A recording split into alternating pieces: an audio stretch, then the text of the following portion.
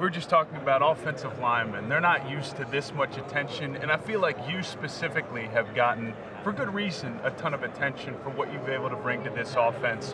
What do you think you've been able to do this year that's been most helpful for this team? I've been really excited just to join the team and help any way I can. I know we had a really good group of O-line guys for me to jump in on. Great friends now. Every day we just try to go out and work as hard as we can to try to throw the best game together as we possibly can.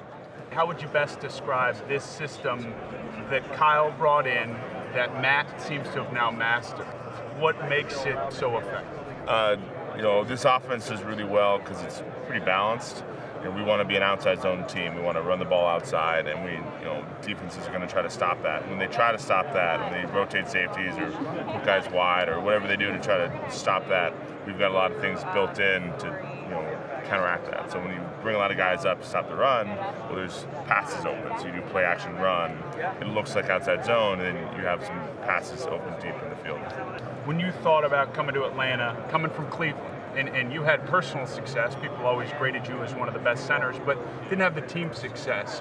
What's it been like to be a part of an organization, a team that is on the precipice of doing something extremely special after what you experienced in Cleveland?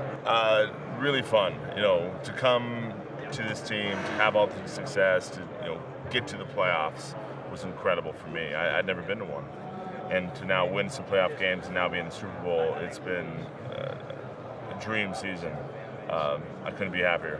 Well, lastly, your opponent, New England. It's a team that has all the experience of being there. Now, obviously, there's players on this defense that are playing in their first Super Bowl as well, but what has stood out to you in your preparations for what New England could bring defensively? They got a lot of big guys that play defense really well. They can do a lot of different fronts, and they work really well together, and there's really not much space. They are a very